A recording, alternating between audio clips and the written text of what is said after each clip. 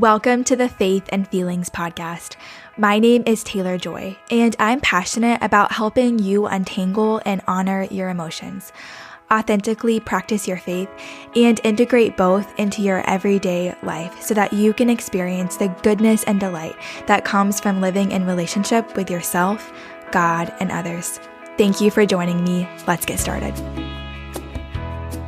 Many of us go through life unaware of how our histories influence the way we relate to God, to ourselves, and to the people closest to us. Old patterns and unresolved pain often surface in subtle ways, shaping our reactions and the way we show up in relationships. In this conversation, I'm joined by Pete Sharp, a family friend and missionary with over 20 years of experience in cross-cultural work and leadership. Pete shares openly about recognizing old self-strategies, stepping into real-time awareness, and letting the truth of the gospel meet the deepest parts of his story. We talk about how healing isn't just personal.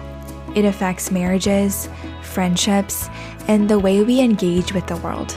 Listen in.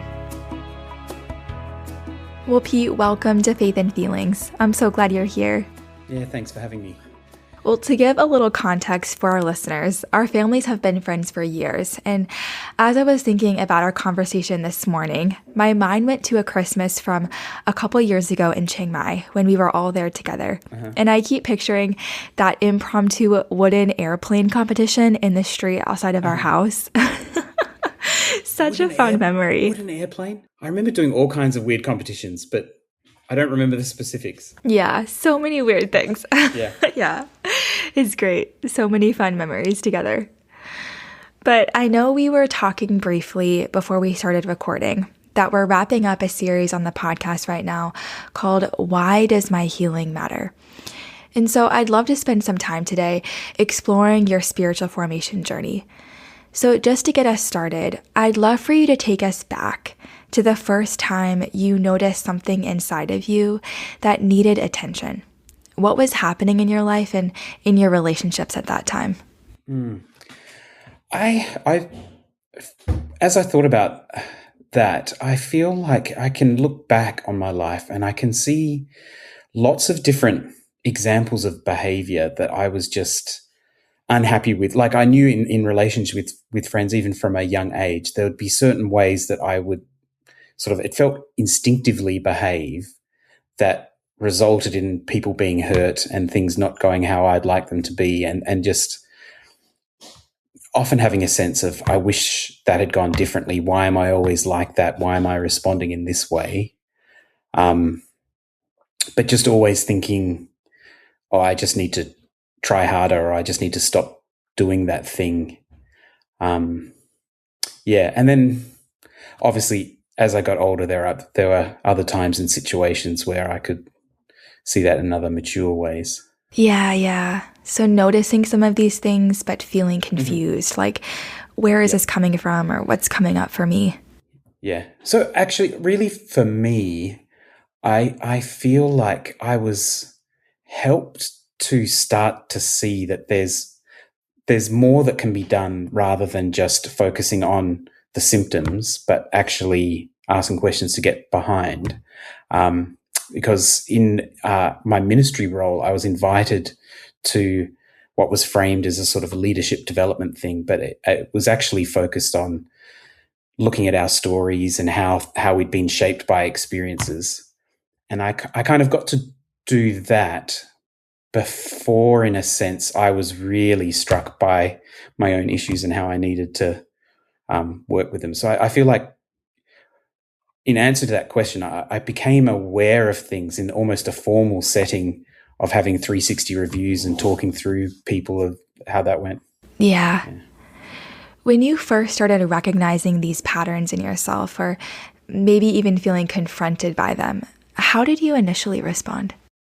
I think initially there's part of it is to do with my own defense mechanisms.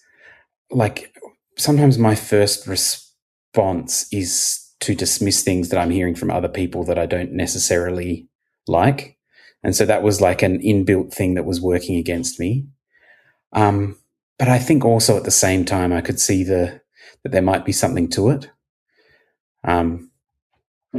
Yeah, and in a weird sense, I also felt hopeful because I realized it's it's a lie to think I'm just stuck in this way of behaving and that I can't get out of it. And so it made me feel hopeful that maybe there was actually a different strategy rather than just try harder to be different. Yeah. Can you tell us about a moment, maybe in the leadership training, where someone held up a mirror for you and you realized there was something in you that maybe you hadn't fully recognized before? Oh yeah. Oh sure. I can think of a big um, uh, revelation, and sometimes I have to be honest. Like it still feels almost embarrassing and shameful to talk about these things. And I think it's because like our own personal journeys and even our personal sinful strategies of dealing with things really in certain ways. Yeah, I'm worried that it will seem ridiculous to other people. But anyway, I'm going to tell the truth. Um, I think one of my strategies of behaving is to get big and be big, to be noticed, to be seen. Um, I, I wanted people to be aware of my presence, and when I was doing that, and I remember the coach that I was talking with said, who made you feel so small? And I remember just thinking, what are you talking? Like, I'm not small. I'm big. How, almost like, how dare you imply that I've been made to feel small? No one ever makes me feel small. I've got all kinds of strategies and ways of making sure that I feel big in every situation. And so just that question provoked some stuff. But yeah, I was able to go away and do some homework reflecting on it. Yeah, I was just going to ask you about that because I can think of a few key moments in my own story where someone invited me into awareness in real time. And it was like I could see myself doing exactly the thing that they were describing, like as they were saying it. So when that happened for you, what did you do with that new awareness? How did it impact you? Yeah, I'm not great at differentiating the timeline of it or even thinking how it felt then and there. But I think I did spend time just reflecting on my story and thinking like when were the times that I did feel small? And there are a few different things that I could think of in my story. Like I remember being a little boy about, I think I was probably about 6 years old, and feeling hurt or upset about something, and just going and hiding in the garden of my house. I can remember there was a bush, and I went and hid behind the bush. And I remember sitting there thinking, I want them to miss me. I want them to notice that I'm gone. I want them to come look for me and find me and comfort me or whatever it was. And I can remember, like when they asked that question, like when did you feel small? I can remember thinking, yeah, I felt small at times like that. Yeah, small and unnoticed, not missed. Yeah, yep. And and that was one story, but there were a few different stories that it helped me to start thinking. Well, it provided a way that I think I could bring the truth of the gospel as an adult into those stories. And that gave me a chance to actually not have to fight for my own bigness, so to speak. So, like, just picturing, okay, that little boy at 6 years old. Even then, I had a 6-year-old faith, and I knew Jesus. Even then, I could have reasoned, but especially as an adult, I can reason I wasn't alone. My heavenly Father saw me and loved me, and actually, He still sees me and loves me, and I'm known. And I don't have to. I don't have to insert myself or expand myself to meet that need. Yeah, going back and realizing that that little boy wasn't actually alone in that memory. That's so powerful. And even as it was a new revelation as I was thinking about that time. It was when I was sort of in first grade at school. That year, my younger sister had been born. So I'd gone from being sort of like the youngest child. I have an older brother and a younger sister. And then a sister significantly younger than me was born. That would have taken a lot of my parents' attention. My mum's father passed away the same year. There was just a lot going on. So I can imagine my family's hands were full, and I was, as a little boy, experiencing the difference or what I experienced as a loss of attention. And but I feel like the sad, shameful bit was I was still living out that stuff as a 30-year-old. Do you know what Yeah. I mean? Maybe even older, and I still do it now. And in a sense, that's the part that I find embarrassing, because I can still see the ways that I'm acting out of that feeling of being small and insisting that I be seen and known. Yeah. Well, one of the things that we've been exploring in this series is how healing impacts our relationships. And so, as you grew in awareness of this pattern, how did that begin to shift the way you related to your spouse or your children or close friends? What did that look like?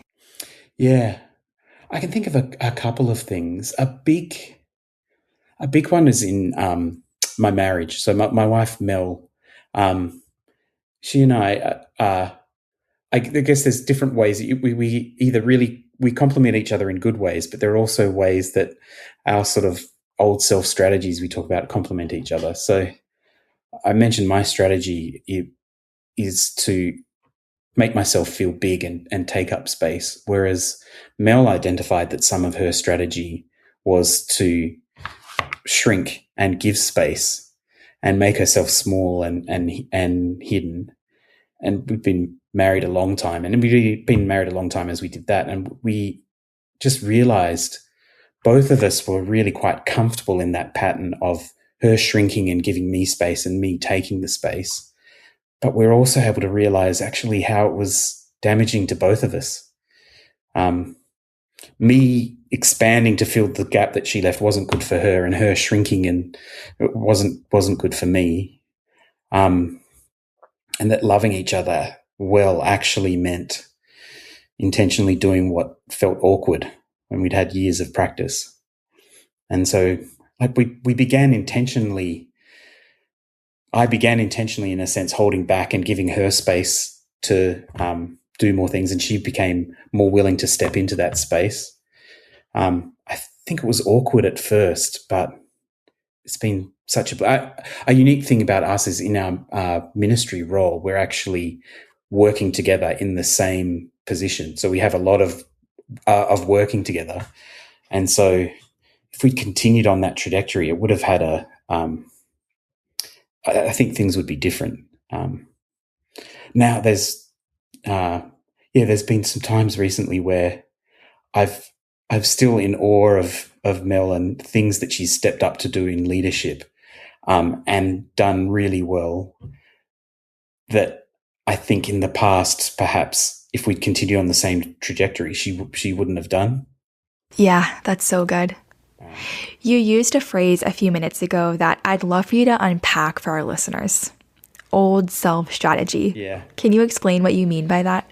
Well, I think we all have, I think every person, and Christians included, we have almost like a false gospel that we believe, even if we believe the true gospel, but it's a way of surviving that we've learnt in our childhood. And it could be, like I'm okay so long as this. Like I'm okay so long as, in the example I gave, is like I'm seen and I make an impact. Or I'm okay so long as people don't notice me. Or it might be I'm okay so long as I'm successful at this thing. Or I'm okay so long as people like me, or I'm useful. But it's usually developed when we're small as a way of surviving. And it's probably a good strategy for a little kid to have, but we just keep using it well past the use by date. So it's the kinds of things that you say, yeah, I'm things are okay in the world so long as I have this, whatever that this is. One of the things I'm experiencing is that when we step out of these old strategies and begin to live from a deeper understanding of the true gospel of Jesus, it really does reshape relationships, but sometimes it makes them more complicated before they get healthier. So in your relationship with Mel, or maybe someone else close to you, did any new tension surface as a result of this healing work? And how did you navigate that? Yeah, I think I was so blessed in that Mel and I were doing that leadership coaching together at the same time. So we're both receiving and we could talk about it. I think to start, I remember as we started intentionally, I started intentionally holding back in certain situations, just like taking a beat.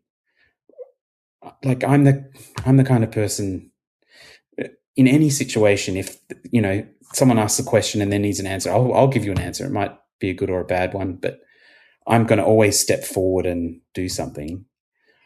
But learning to stop and take a beat, it felt painful for me, and there's been a shift, but to a degree, it still sometimes feels painful. It's like I have this. I don't know if other people experience it in the same way, but it's like I feel this burning thing that I need to express, but I'm like, no, for the sake of creating space, like I don't need to. I remind myself of the truth. I'm going to leave space for others. But then when others didn't step into that space, I feel like I've cost myself a huge deal. But what's it for if other people are not willing to go in there? And I am aware enough to realize the ridiculousness of what I'm sounding. It's so real. It's so real. Yeah. So I feel like there was different. I can remember some times feeling frustration, like, okay, I'm costing myself in this way. But I mean, who thinks that way? Anyway, that was the way that I really think. Why won't other people step into that space? But because we had some of the same language, we were able to talk it through and do that. Yep. Yeah, so good. When you think about where you're at right now in this journey, where have you continued to see and respond to God's invitations to healing at this season or stage? Yeah. I think if I answer that question honestly, in some ways it's been a bit lacking. I think I've been really helped in different seasons in my life when I've had other people that have been able to sort of come alongside and step into that space. But I moved country in the last 2 years and it's sort of settling in. And I feel like I haven't been able to get to the point of having those same kinds of relationships that can help me be aware of what I'm not aware of. That's a bit of a cop-out answer because I think I can still continue doing work, but I feel like there's still a need for growth that maybe I'm not taking the opportunities that are there. I think you're probably putting words to what a lot of people experience, that sense of wanting to grow, wanting to respond to God's invitation, but not having a lot of community or people around you who can support or mirror that journey. Yep. So for listeners who might be in a similar season, what encouragement might you offer them? I don't. Yeah. Well, I feel like it's okay. So some of the people that have really done that for me have been your mum and dad, and so we lived in the same city for many years, and they kind of helped us by saying, we need this kind of community. And so then they worked hard at creating that community with us. And I feel like Mel and I do have a desire to say, okay, we can follow that example where we are now and prayerfully seek out brothers and sisters that are willing to be a bit more reflective and journey with us in that way. But I think it requires intentionality. Yeah, that's good. Well, just to start wrapping us up, I'm curious, looking back on your journey so far, what encouragement about healing would you want to share with our listeners, especially when it comes to maybe how it impacts the people closest to us? I think I can think of many points throughout my Christian life when I was really stuck and felt stuck, but I'm not sure I would have even described it as that or thought of it as that. I just thought, this is the Christian life. I'm going to continue battling sin in the same way, and there'll be some victory, and then there'll be some failure, and there'll be these things will keep going. But I think when we're able to look at healing, and by that I really mean bringing the truth of the gospel to bear on our stories and on our experiences in the past, it frees us up to have a broad range of responses. I feel now less stuck. It just feels like there's more options in the toolbox, and maybe I still might misuse them, but I don't feel quite so stuck in the same way that I always have to respond this way. It feels like there's more possibilities of different ways of responding, because I'm not just trapped in responding like I did always as a 6-year-old. Yeah, that's so good. The more we do this kind of healing work, the more space and capacity we have to respond differently and maybe from a less reactive place. And while it is work, it ends up, in a sense, feeling like less work. Yes. Yeah. Like there are times I just notice that things are happening and I'm responding in a different way. And it's not like I've tried to respond in a different way. It's just I feel differently. It doesn't trigger me in the same way. I'm not affected in the same way that I was in the past. Yeah, so good. Anything else you would say or maybe encourage listeners with before we wrap up today? I think along similar lines is, I think, investigating what's behind our behavior and in a sense being willing to face things that are unpleasant or embarrassing or shameful, or it's worth it. And I think it's a lie. It's a lie of the enemy that we're just stuck in a pattern and that there's no other way of doing it. I think the gospel really is good news, that Jesus loves us so thoroughly. He sees our sin, he sees our brokenness, and he's died for us and loves us in a way that meets our greatest needs now, and also the things that we weren't necessarily even conscious of in the past too. Yeah, that's so good. Well, this has been such a meaningful conversation, Pete. Thank you for your time today and for sharing your story so generously. Yeah, thanks a lot for inviting me on. It's been a pleasure. As we close today, I want to invite you to take a moment and notice what surfaced as you listened. Maybe a memory, a familiar pattern, or a place where an old strategy still shapes the way you respond. Pete's story reminds us that healing is a lifelong journey of stepping into awareness and allowing the truth of the gospel to meet the younger, wounded parts of our hearts.